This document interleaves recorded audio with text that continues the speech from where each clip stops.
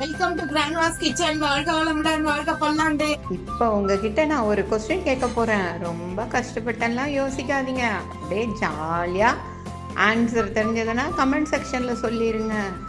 எல்லா பாக்ஸ்லையுமே துணியை வச்சு அடுக்கலாம்.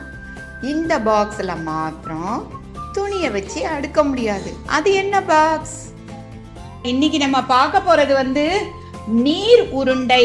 இது நீர் கொழுக்கட்டை அப்படின்னவும் நம்ம சொல்லலாங்க. இதுக்கு ஒரு 150 ml இருக்கிற மாதிரி புழுங்கரிசியை ஒரு 2 hours ஊற வச்சிடலாம். தண்ணி ஊற்றி நல்லா கழுவிட்டு தண்ணி ஊற்றி ஊற வச்சிடலாங்க. எவ்வளவு எந்த அளவில் நம்ம அரிசி எடுக்கிறோமோ அது மாதிரி அதே அளவு தேங்காய் எடுத்துக்கலாங்க. பாருங்கள், தேங்காய் பீசஸாக இருக்கிறதால ஃபஸ்ட்டு இதை நல்லா துருவன ஸ்டேட்டுக்கு எடுத்துடலாம். புழுங்கரிசி நல்லா 2 hours ஊற வச்சிடலாங்க. இப்போ ஒரு மிக்ஸி ஜார் எடுத்துக்கலாம். அதில் சுத்தமாக தண்ணியே இல்லாமல் ஃபுல்லாக வடிச்சிட்டு அந்த ரைஸை போட்டுடலாம். நம்ம பாருங்கள், ஒரு சொட்டு கூட தண்ணியே இருக்கக்கூடாது. நல்லா வடிச்சிட்டு போட்டோம்னா தான் நம்மளுக்கு உருண்டை பிடிக்கிறதுக்கு கரெக்டாக இருக்கும்.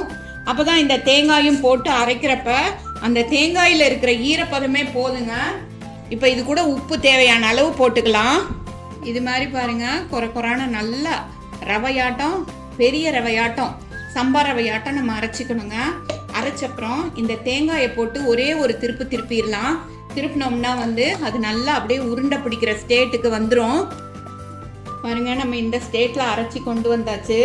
இதுதான் நம்மளுக்கு இப்படி உருண்டை பிடிக்கிறதுக்கு கரெக்டாக இருக்குங்க. இது மாதிரி நம்ம உருண்டை பிடிச்சி அப்புறம் நம்ம நீர் கொழுக்கட்டை செய்யணுங்க. இது மாதிரி இப்போ நம்ம அரைச்சாச்சு. அடுப்பில் வாணலி வச்சிடலாங்க. வச்சுட்டு இந்த நம்ம மிக்சியில் போட்டோம் இல்லைங்களா, அந்த மிக்சியில் அந்த தண்ணி எல்லாம் கழுவி செஞ்சு அப்புறம் இந்த மாவு கொஞ்சமாக பாருங்கள் இவ்வளோ எடுத்து அந்த தண்ணியில் நல்லா கரைச்சிடலாங்க. கரைச்சிட்டு அதை இப்போ நம்ம இந்த வாணலியில் ஊற்றிடலாம். இந்த தண்ணி ஃபஸ்ட்டு நல்லா கொதிக்கணுங்க.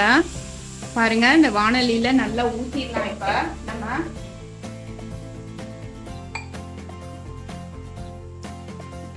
ஊற்றிடலாம்.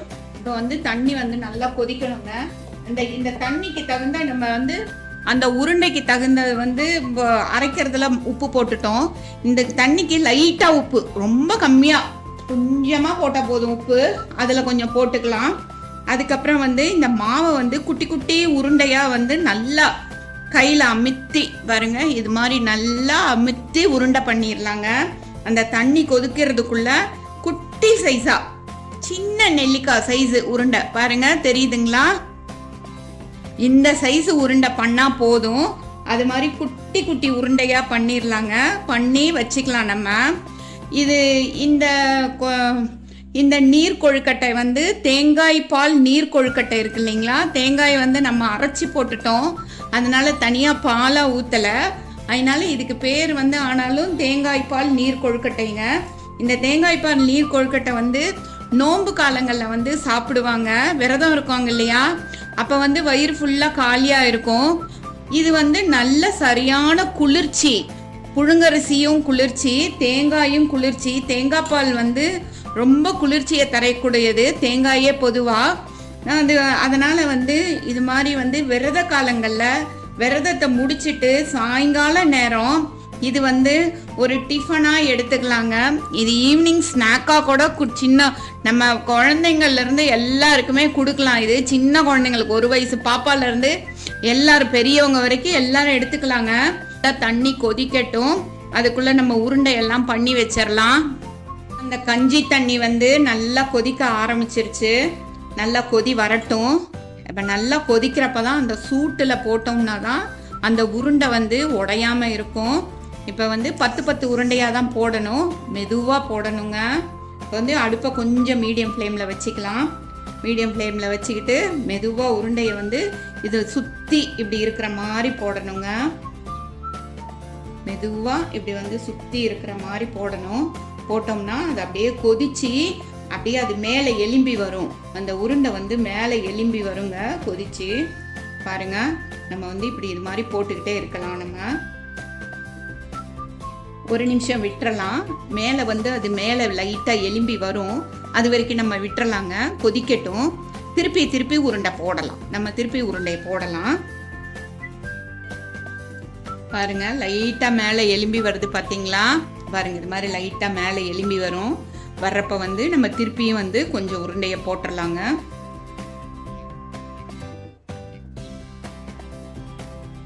பாருங்க, மேலே மிதங்குது பார்த்தீங்களா? உருண்டையெல்லாம் அப்படியே மேலே மிதங்குது பார்த்தீங்களா? இதுதான் வந்து இது வெந்துருச்சு அப்படிங்கிறதுக்கு நமக்கு பதங்க. இப்போ வந்து நம்ம வந்து இதை வந்து நல்லா சூப்பரா நம்ம நீர் கொழுக்கட்டை, தேங்காய் பால் நீர் கொழுக்கட்டை வந்து தேங்காய் நீர் கொழுக்கட்டை வந்து நம்மளுக்கு வந்து ரெடி ஆயிடுச்சுங்க. சூப்பரான ஒரு சுவையான ஒரு ஈவினிங் ஸ்நாக்காகவும் இருக்கலாம், குழந்தைங்களுக்கு எல்லாருக்கும் கொடுக்கலாங்க. இதை வந்து நம்ம இப்போ ஒரு சர்விங் பவலுக்கு மாற்றலாங்க. ஒரு சூப்பரான சுவையான ஒரு தேங்காய் நீர் கொழுக்கட்டை வந்து ரொம்ப நல்லா ரெடி ஆயிருச்சு. அவ்வளோ சூப்பராக ரெடி ஆயிருச்சுங்க.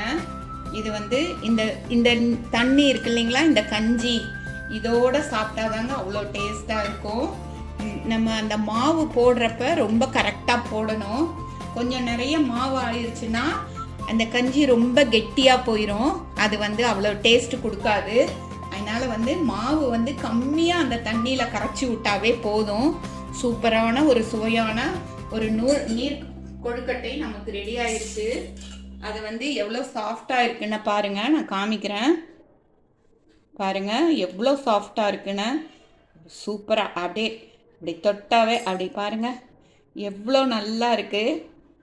இவ்வளோ சூப்பரான ஒரு சுவையான ஒரு ஈவினிங் ஸ்நாக் வந்து நம்ம குழந்தைங்களுக்கு செஞ்சு கொடுக்கலாம். நோன்பு காலங்கள்லையும் இது சாப்பிட்லாங்க. விரதம் இருக்கிறவங்க இது சாப்பிட்டா ஹெல்த்துக்கு ரொம்ப ரொம்ப நல்லது. நம்ம வயிற்றுக்கு எல்லாம் குளிர்ச்சியை கொடுக்கக்கூடியது. தேங்க்ஸ் ஃபார் வாட்சிங் அவர் கிராண்ட்மாஸ் கிச்சன். நிறைய பேர் பார்த்துட்டு இருக்கீங்க. பார்க்குறவங்கெல்லாம் உங்களோட மேன்மையான கமெண்ட்ஸை வந்து எனக்கு தெரியப்படுத்தினா அது எனக்கு மோட்டிவேஷனாக இருக்கும். தேங்க்யூ.